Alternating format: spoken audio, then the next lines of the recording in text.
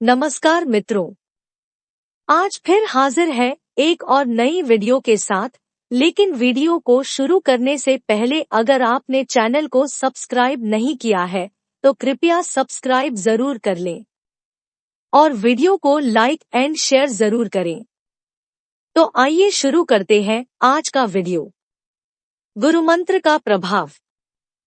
स्कंद पुराण के ब्रह्मोत्तर खंड में कथा आती है, काशी नरेश की कन्या कलावती के साथ मथुरा के दाशारा नामक राजा का विवाह हुआ। विवाह के बाद राजा ने अपनी पत्नी को अपने पलंग पर बुलाया, परंतु पत्नी ने इनकार कर दिया। तब राजा ने बल प्रयोग की धमकी दी। पत्नी ने कहा, स्त्री के साथ संसार व्यवहार करना हो तो बल प्रयोग नहीं, स्नेह प्रयोग करना चाहिए। नाथ, मैं आपकी पत्नी हूँ, फिर भी आप मेरे साथ बल प्रयोग करके संसार व्यवहार न करें। आखिर वह राजा था। पत्नी की बात सुनी अनसुनी करके नजदीक गया। ज्यों ही उसने पत्नी का स्पर्श किया त्यों ही उसके शरीर में विद्युत जैसा करंट लगा।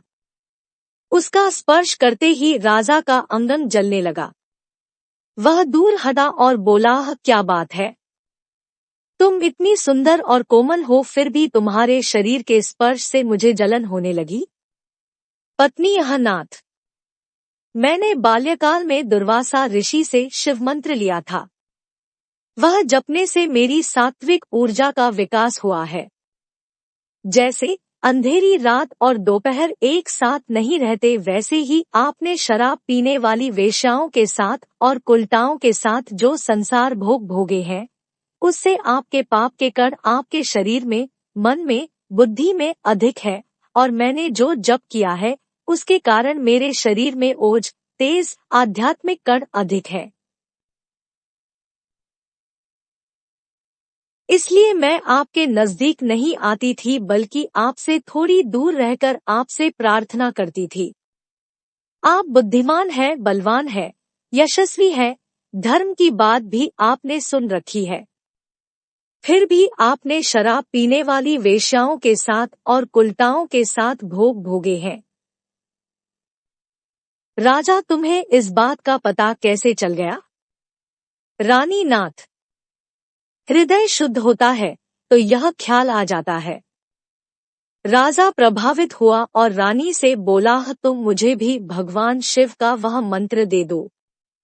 रानी, आप मेरे पति हैं, मैं आपकी गुरु नहीं बन सकती। हम दोनों गर्गाचार्य महाराज के पास चलते हैं। दोनों गर्गाचार्य जी के पास गए और उनसे प्रार्थना की। उन्होंने स्नानादि से पवित्र हो यमुना तट पर अपने शिवस्वरूप के ध्यान में बैठकर राजा रानी को निगाह से पावन किया। फिर शिव मंत्र देकर अपनी शांभवी दीक्षा से राजा पर शक्तिपात किया। कथा कहती है कि देखते ही देखते कोटि कोटि कौए राजा के शरीर से निकल निकल कर पलायन कर गए। काले कौए अर्थात तुच्छ परमाणु। काले कर्मों के तुच्छ परमाणु करोड़ों की संख्या में सूक्ष्म दृष्टि के दृष्टाओं द्वारा देखे गए हैं।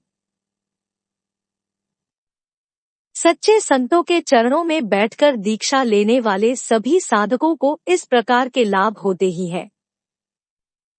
मन बुद्धि में पड़े हुए तुच्छ कुसंस्कार भी मिटते हैं।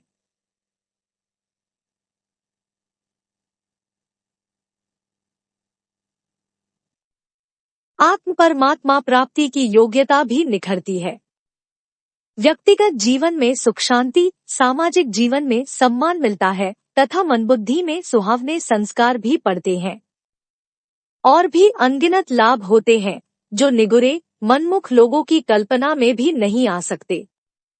मंत्र दीक्षा के प्रभाव से हमारे पांचों शरीरों के कुसंस्कार व काले कर्मों के परमाणु क्षीण होते जाते हैं। थोड़ी ही देर में राजा निर्भर हो गया और भीतर के सुख से भर गया। शुभ हानिकारक व सहायक जीवाणु हमारे शरीर में ही रहते हैं। पानी का गिलास होंठ पर रखकर वापस लाएं तो उस पर लाखों जीवाणु पाए जाते हैं। यह वैज्ञानिक अभी बोलते हैं, परंतु शास्त्रों ने तो लाखों वर्ष पहले ही कह दिया। सुमति कुमति सबके उर रहें। जब आपके अंदर अच्छे विचार रहते हैं तब आप अच्छे काम करते हैं, और जब भी हल्के विचार आ जाते हैं तो आप न चाहते हुए भी कुछ गलत कर बैठते हैं। गलत करने वाला कई बार अच्छा भी करता है। तो मानना पड़ेगा कि मनुष्य शरीर पुण्य और पाप का मिश्रण है। आपका अंतःकरण शुभ और अशुभ का मिश्रण है। जब आप लापरवाह होते हैं तो अशुभ बढ़ जाता है। आता पुरुषार्थ यह करना है कि अशुभ क्षीण होता जाए और शुभ पराकाष्ठा तक, परमात्म प्राप्ति तक पहुंच जाए।